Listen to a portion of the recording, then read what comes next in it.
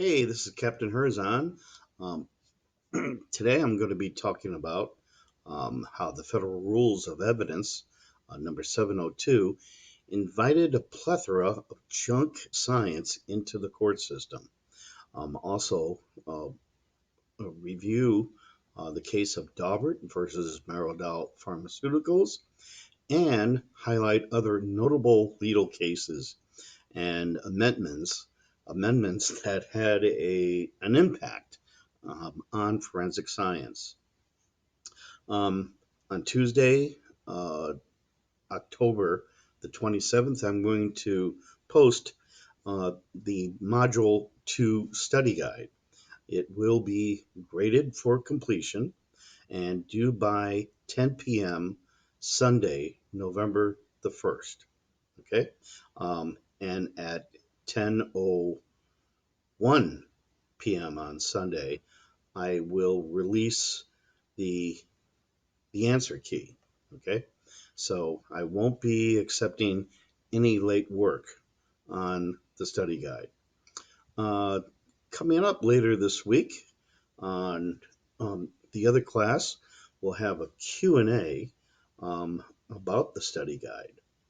And then the Module 2 quiz worth 100 points opens on Tuesday, November the 3rd at 8 a.m. and closes on November the 4th at 10 p.m. Just a reminder that on Monday, November the 2nd, we have virtual check-ins in which you're all invited to come and ask questions pertaining to the review.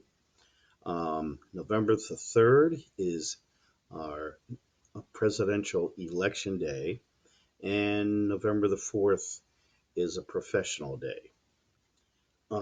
So we will have class on the 5th and the 6th, and I'll be introducing the introduction to our third module, death investigation. So now,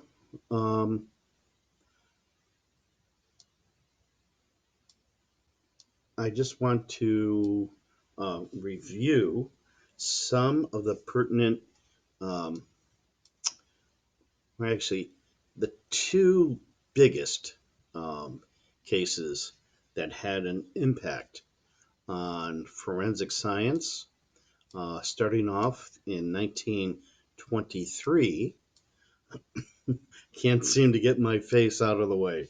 1923, the Phi standard becomes very strict in permitting evidence and expert testimony in courtrooms.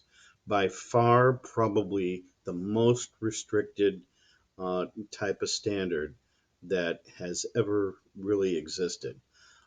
Scientific evidence must be generally accepted in the science community and a prerequisite to the admissibility into the court system. Okay. In 1975, the Federal Rules of Evidence, rule number 702, is less restrictive than Fry. If any knowledge will help the court to understand the evidence or determine a fact in issue, a qualified expert may testify as to render an opinion. And the reason why I have underlined these uh, these statements in 1923 and 75 is the impact of the landmark ruling that has on forensic science investigations. And I want to review a little bit on the federal rules of evidence uh, pertaining to Rule 702. Um, this is very pertinent to expert testimony, whereas the rule provides that a witness who is qualified as an expert by knowledge has to have skill, experience, training, or education may testify in the form of an opinion or otherwise if the expert's knowledge will help the court understand the evidence, that the, oh gosh, um, actually, I want to turn that off. Okay. See if I can get uh, these objects out of the way. I'm not having that much success. Oops. Okay. Testimony is based on sufficient facts or data, and testimony is the product of reliable principles and methods, and the expert has reliably applied the principles and methods to the facts of the case. Well, really, this kind of could pertain to anyone who has sufficient knowledge, skill, experience, training, or education may testify in a courtroom. It really kind of opened up expert testimony. And for a while, a lot of courts were confused as to should they abide by the Fry standard or by the federal rules of evidence. Now, the federal rules of evidence were strictly for federal courts, but the lower court systems, um, lawyers would argue the case um, that Rule 702 superseded Fry, and that's how they were able to get expert witnesses admitted into the court so they can testify. And that's basically what the legal system is built around. These precedents, I'm sorry, that were established by judges in um, U.S. history, and lawyers can always refer to these previous cases as a point to allow um, for the judge to rule in their favor. Okay.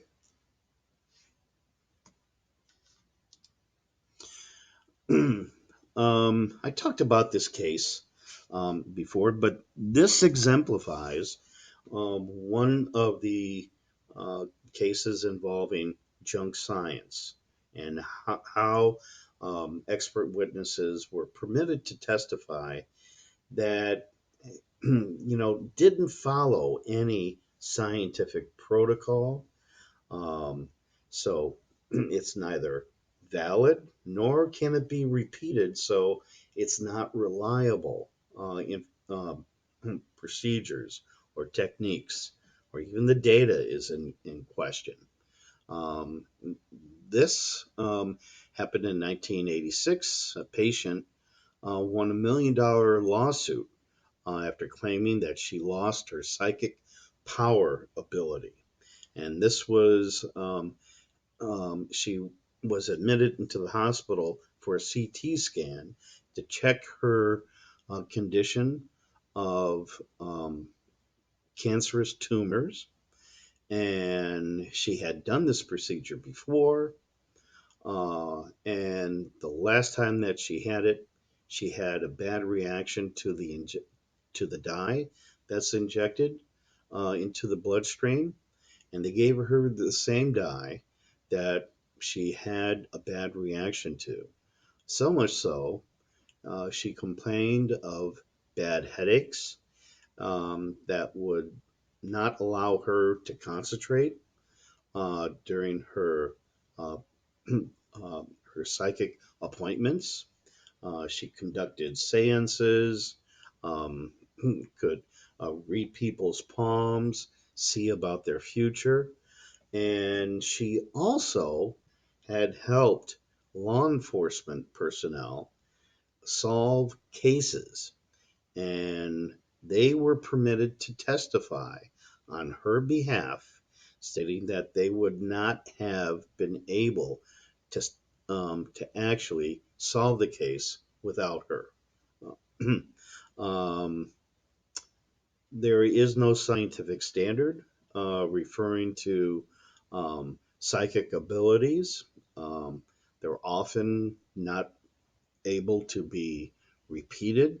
Um, um, so it was quite a surprise that this was permitted, and she received a very handsome uh, uh, judgment in her favor of over $1 million. This case also in Pennsylvania, not too long ago, 16 years in 2004, a case in which um, um, that dealt with Dorito corn chips and how this um, the defendant Carl Grady claimed that it was the broken shards of the corn chip that actually punctured his esophagus and causing bleeding and ulcers, in, and including damage to his intestinal lining. Um, he sued the Frito Lay company for damages, and this was a 9-year-old lawsuit. One of the highlights of this was the testimony of a automobile mechanic who actually used um, uh, computer analysis to test automobile tires in terms of how um, much pressure that they can withstand, um, and also um, test for proper um, air inflation within the tires in pounds per square inch. And he developed a procedure that wasn't based upon, science at all. No, nobody had been able to read about his technique, so it was brought into question a lot. One of the experiments that he conducted was that he took 2 bags of Doritos and he opened up both of them. In one, he poured human saliva and then resealed each of the bags. Okay, and then he would squeeze the bags with his fingers, and this was a simulation of how much pressure um, could the chips take, um, and um, in pounds per square inch. And he used the same device that he would use on tires. And I suppose that he thought that the tires were similar in composition to uh, the esophagus, uh, which gladly that the judge ruled against his testimony, and the case kind of crumbled. Uh, uh, and so um, at the end of the case, the jury um, uh, voted to support the Frito Lay company, and the, um, there was no uh, money transpired to the claimant, Carl Grady. So really, this these two cases exemplify junk science, and it's almost kind of like I made a little meme here from a popular movie called Dumb and Dumber, in which you know if you stayed at a this popularized TV commercials from the hotel chain Holiday Inn Express, and many of their commercials offered tips that you would be a lot wiser and have better abilities if you slept at a Holiday Inn Express, which is not entirely true.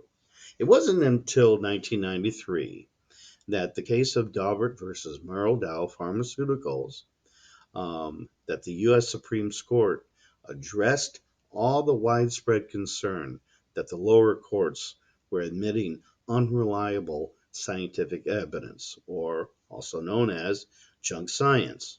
So, a lot of these fields, like hair analysis, fingerprint analysis, fiber analysis, ballistics, and what else is hiding up there? Bite mark analysis. Um, these different types of fields of forensic science were not really developed based upon scientific investigations.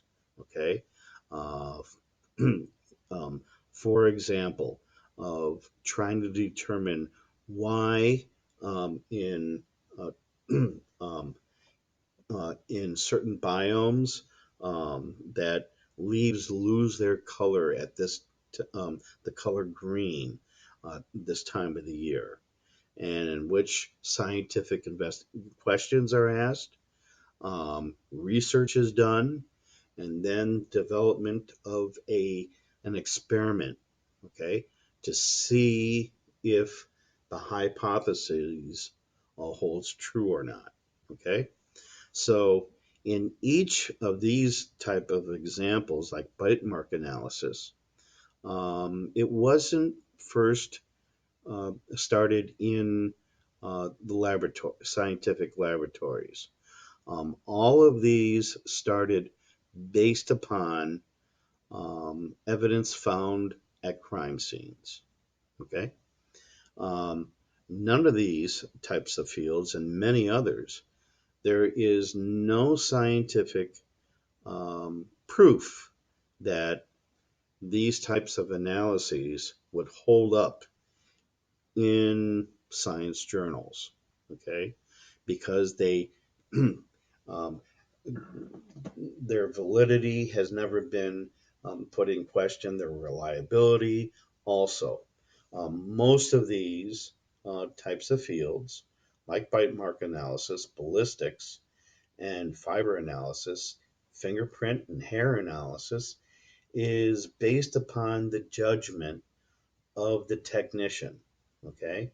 And in which a leap of faith is taken.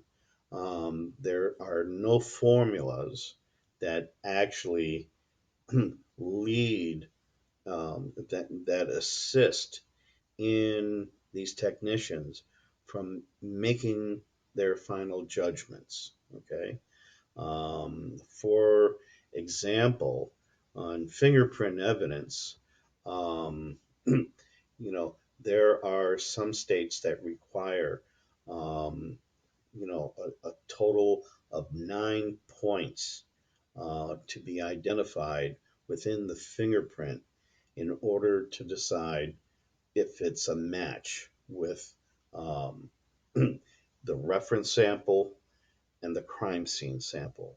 Some states require 14, some over 20. Okay, so it really changes from state to state, from technician to technician, from judge to judge. Okay, so the legal process, it's done differently. It starts from the crime scene, and then based upon that, the evidence is analyzed. Okay.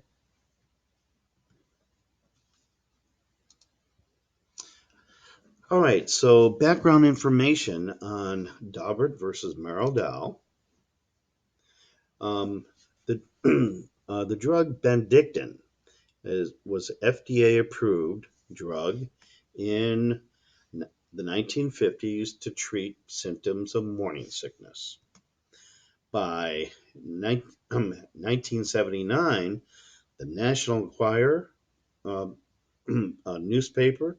This is the type of newspaper that you see at checkout lines, at the grocery store. or at um, uh, cashier stands, um, at the local pharmacy or a market. It's not an example of a scientific a journal or magazine or any other type of publication. So they published an article that Benedictine may cause birth defects. Okay. By 1980, Benedictine was used by over 33 million pregnant women worldwide.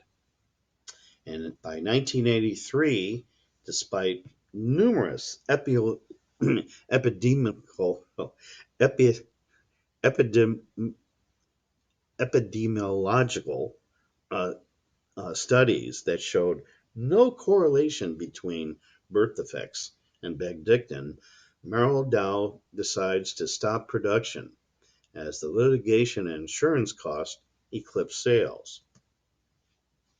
Okay, take a look at this graph. Um, this is health data that is related to Benedictine therapy, published in 2003. Um, oops, I want you to focus on this line right here. Okay. These are the number of live births per 1,000. Okay. From 1975 to 1995. Okay. So it looks like it's up as high as 17,000. Okay. In the year that was studied, looks like around 1987. Okay. All right. So you could see the increase in the number of live births. Okay. All right. This line represents sales of the drug Benedictine. Okay. And by 1983, okay, it bottoms out because the drug is no longer for sale. Okay, so this is actually um, shows a great, you know, reduction in the number of sales. Okay, now this line here in the middle is the number of cases of birth defects um, that occurred. So you could see that that that curve, there is no correlation between the sale of and the use of Benedictine before 19 what is that 1983. Okay, you had relatively the same number of birth defects um, and afterwards. So that kind of like really supports um, the uh, the conclusion that Benedictine had no positive or negative. I'm sorry, had no negative effects, or there was no correlation between Benedictine and the number of birth defects. Okay, if it did, you would probably see the numbers rise. Okay, at some point, and we're not seeing that here. Okay, so in 1989, a judicial panel consolidated 750 claims. Okay, and this was put in motion by one of the first claimants, the Daubert family.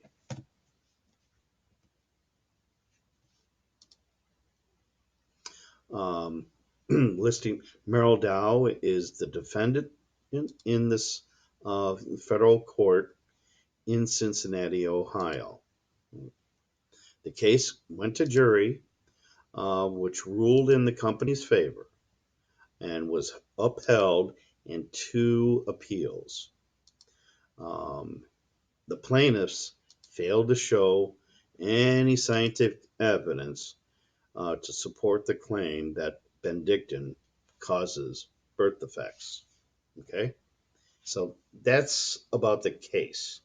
Now, what about the landmark ruling and how it affects forensic science investigations?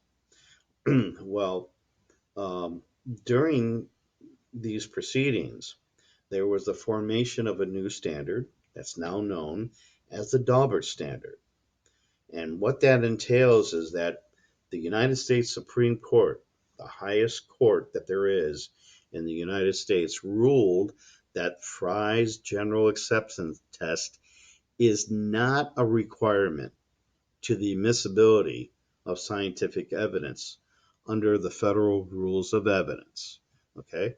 So it's kind of like establishing the fact that the federal rules of evidence supersedes Fry's general acceptance test. Okay?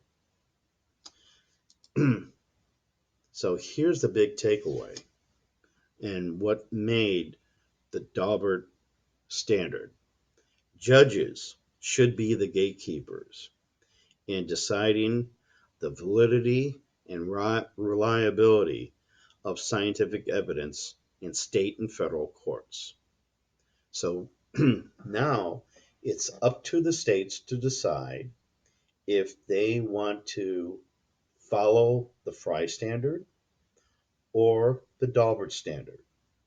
There, a lot of states were going with Fry. Here in the state of Maryland, it wasn't until the passage of the federal rules of evidence that Maryland adopted the Fry standard. Okay, and it held its ground until August 28th of this year, 2020. Maryland decided to um, abide by the Daubert standard. Okay, so there are five factors that determine the admissibility of scientific evidence in a courtroom. Look down at number five. Has the theory attracted widespread acceptance within the relevant scientific community? And a judge needs to determine this. So even before the case is allowed to be testified in court, if the prosecution wants to bring forth some evidence or if both sides want to have um, the testimony of an expert witness, there needs to be a hearing done.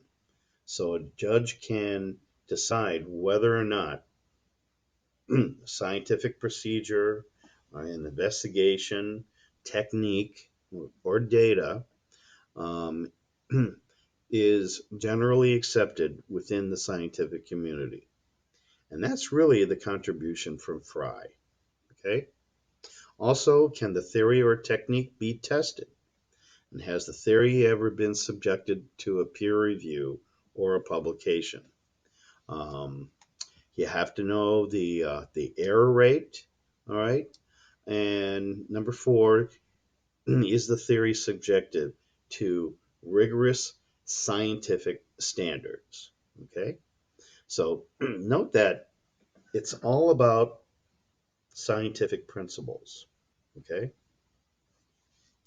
Until 1999. Okay. And this is where we have Kumo Tire versus Carmichael. All right. James Carmichael, let me cover up the tire here, was driving his minivan in July 1993 when the right rear tire blew out causing him to lose control of the vehicle. A tire expert claimed a defect existed in the tire that caused uh, an automobile accident, resulting in the death of one of the passengers. So it was this case that was trying to determine who's responsible for this person's death. Okay. Despite apparent evidence that the tire was old and worn out, the tire expert formulated an opinion that a defect in the tire caused the blowout and the accident. Okay, have you take a look at this picture a lot closer. Okay, look at the treads on this tire. This is the actual tire in question. Okay, notice um, how worn the tire's out. You can imagine if you can put your hand on the treads, you would feel little, if any, impressions into the tire.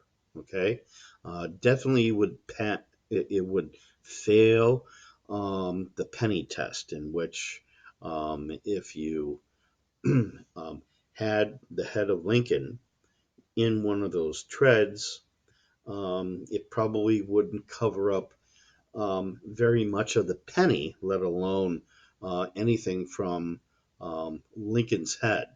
And whereas good treads, the penny goes in far enough that you no longer can see part of the head of Abraham Lincoln.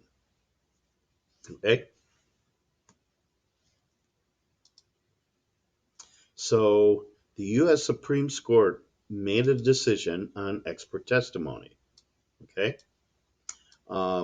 Kumo Tire moved to exclude the testimony, citing the Daubert ruling. Okay, that expert methodology is not based upon science. Okay, where's the validity? Where's the reliability? Okay, so um, um, the Supreme Court decided in this case that the trial judge is not only a scientific gatekeeper, but also a gatekeeper of testimony based upon technical and other specialized knowledge. So this kind of broadened the scope for the Daubert decision to include um, not only um, scientists, but also engineers and other technologists. Okay. And now some additional um, cases, as well as the amendments. The Fourth Amendment states um, preventing unreasonable search and seizures within your home or within your automobile, okay, your personal possessions. So it protects the people from being searched or having their possessions taken away from them without any good reason. So if you recall going to airports, when you have to go through airline security, if you have any fluids, say like a bottle of water, okay, that doesn't meet the guidelines for safety according to the FAA, all right, and also um, um, um, traffic air traffic controller agents at organizations, and you have to give up those possessions. Anything that is remotely that may be used as a weapon is also confiscated. So the the Fourth Amendment does not really pertain to public venues like airports, museums. Okay, um, if it's a public place, you um, it is allowed to search um, stadiums, for example. They have their guidelines of allowing what sort of items may be brought into the stadiums. Okay.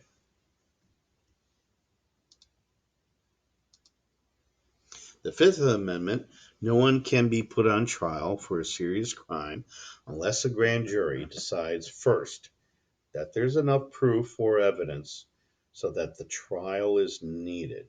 Okay. So this is kind of like due process. Okay. Um, the government cannot take away a person's life, property, freedom without following certain steps that gives a person a fair chance. And this is what's known as getting due process. Okay. Miranda versus Arizona. In 1966, the U.S. Supreme Court ruled that detained criminal suspects prior to police questioning must be informed of their constitutional right to an attorney and against self incrimination. In Miranda's case, it was a violation of the Fifth Amendment. Okay, so, oops, let's see a picture here of Ernesto Miranda. Um,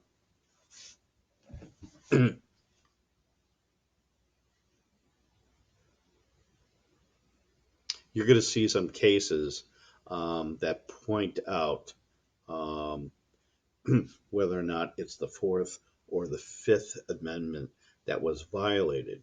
And that means any type of physical evidence that was collected at the scene is no longer admissible in a court of law. So, procedures need to be followed, okay, in all types of crime scene investigations. And that means having, a warrant uh, to conduct searches. So, this is the famous Miranda warnings. Oops, I think I just took care of my likeness here. There I am. All right. So I just law enforcement personnel will have this card handy where they can always refer to it, and it could also be showed to the person that is arrested. Oh, Mincy versus Arizona, 1978. Okay, this was a case in which police raided the home of Rufus Mincy on suspicion of narcotic trafficking. Mincy shot and killed a police officer, and homicide detectives spent 4 days recovering evidence without a warrant. Okay, um, basically, this means that you know um, since a police officer was killed at the scene, when investigate law enforcement personnel entered the home to arrest Mincy, um, they had to conduct a search of the entire grounds of the property to make sure that there was no other danger. Was there anyone else wounded? And during that process, if they did find some evidence, that's reasonable. But, after the crime scene has deemed safe and secure, all right, and that yellow tape has been put up, that signals that from that point on, law enforcement personnel, all right, um, and anyone who enters the crime scene, okay, must have the approval um, of a judge in the form of a warrant to do any type of investigation and collect and remove anything from the crime scene.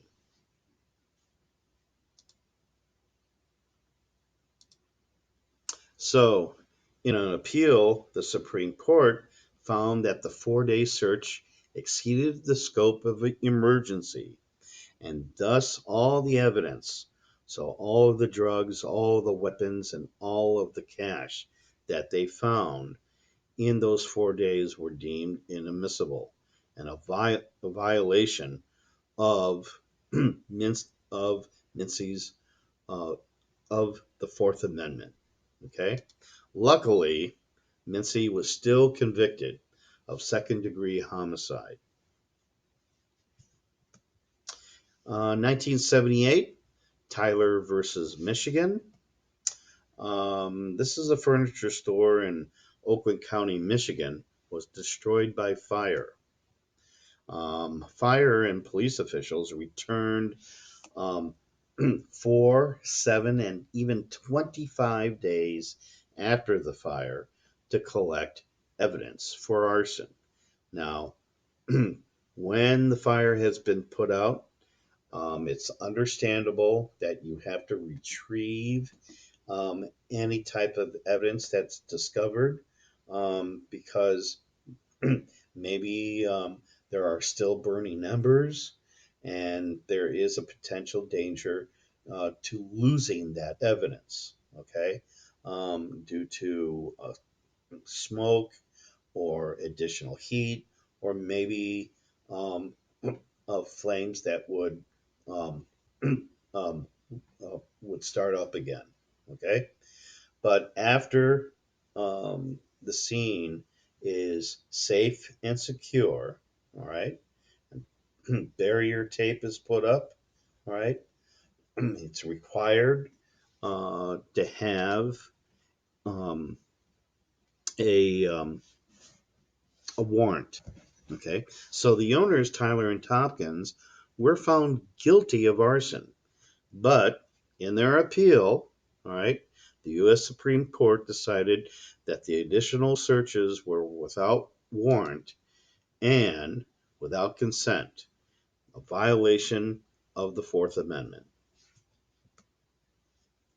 Um, However, um, um, the insurance company um, didn't pay out a large, like millions of dollars. That's the reason why they burned their own business down. So, based upon the court's decision, the insurance company canceled payment um, to Tyler and Tompkins.